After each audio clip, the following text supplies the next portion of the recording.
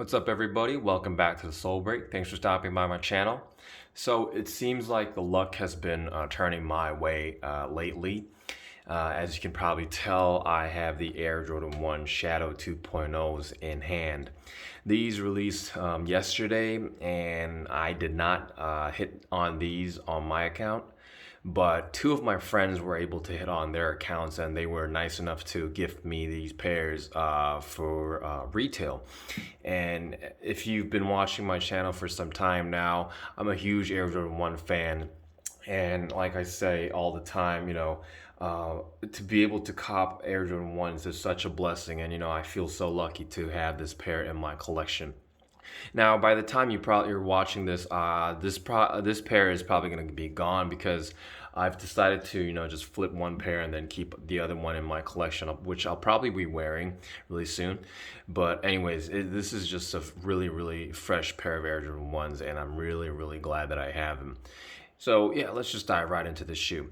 Now, I think I've watched on Wear Testers where Nightwing mentioned that as he was doing some research, it appears that Jordan Brand actually almost released this pair back in 1985 because there are pictures of this of an Air Jordan 1 with the same exact color blocking from 1985, except that was just a sample pair, and Jordan Brand decided to move forward with the shoe that we know as the Shadow 1.0s. Obviously, the sample pair had some different types of material. For instance, this has like nubuck type of material, while the unreleased pair was entirely leather. So I think that's a really cool bit of history. This isn't necessarily a retro colorway, but it's nice to know that Jordan Brand actually had something in the archives and they were this close to actually releasing them. So it's just a fun fact.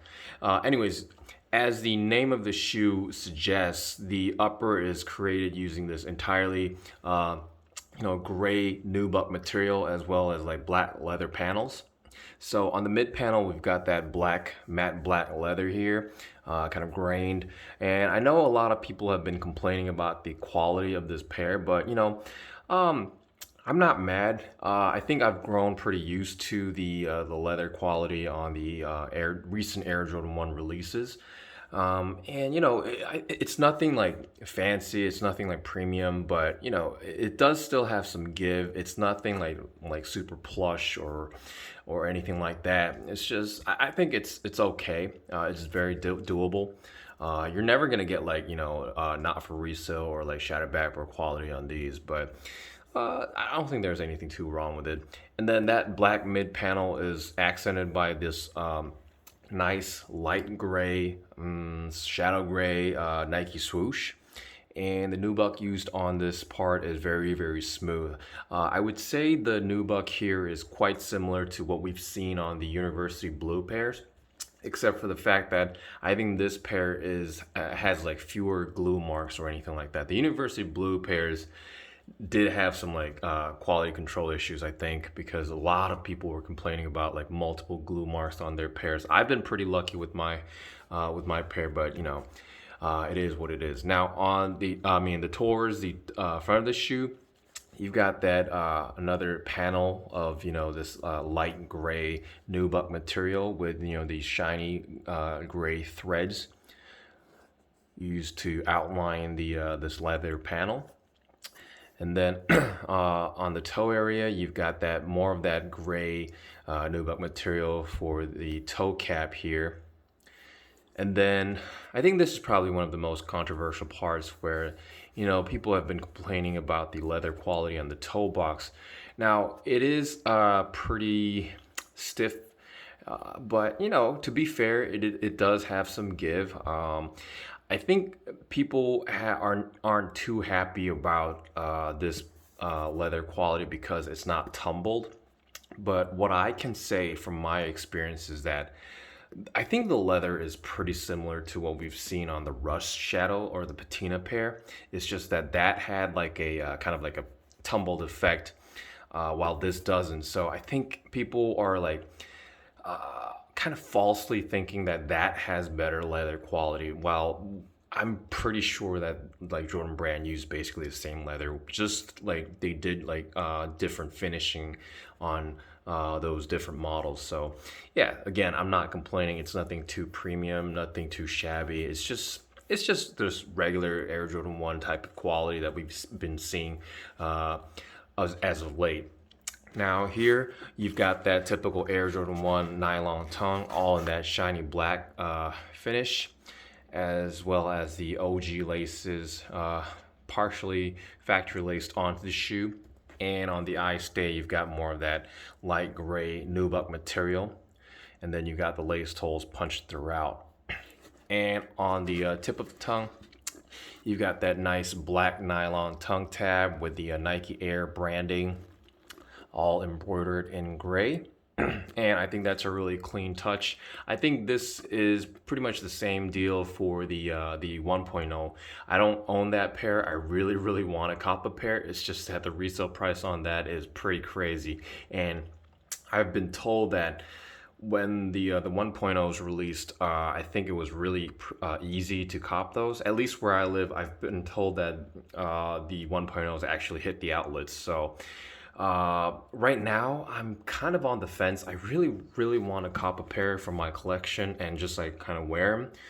It's just that knowing the fact that they've actually been in the outlets kind of makes me, have second thoughts. I mean, it is an OG retro colorway and all that, so it's probably worth, paying that resale price. It's just that, it's kind of sad that I have to, feed more money into somebody else's pocket while that pair actually hit the outlets. So yeah, that's just my opinion, but I'm thinking about it. Let's just see how it goes with this pair. Now on the back of the shoe, you've got more of that really clean gray nubuck material, all for the heel counter. And once again, this material is really smooth. I don't have any complaints about this material. I think Jordan Brand has been using this material on like the dark mochas as well. And here on the ankle area, you've got that Air Jordan Wings logo, all on black against that gray nubuck wing flap. And man, that logo is so fresh. It's so crisp and nicely finished. I don't know. It's something about this colorway is that it's really mesmerizing when you actually have them in hand. I wasn't like really expecting to like these when I first saw the photos, but man, having these in hand, I'm really digging these. And then here on the collar, you got that leather material here. And I think the collar's pretty plush. It's got a lot of give.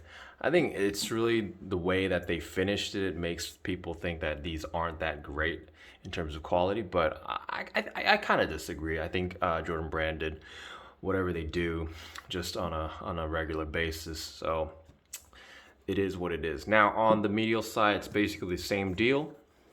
And on the inside, you got that typical mesh material for the sock liners.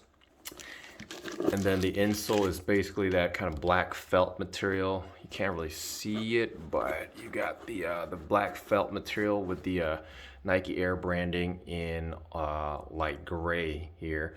And then this pair actually comes with a set of extra laces, which is supposed to match the gray on the shoe. I've seen photos of people kind of swapping the black laces out for the gray laces, and I think it is a nice look. It's just that if I were to wear this pair, I'm just gonna keep the OG laces on because I usually try to keep the OG laces on as much as possible. And I have another idea.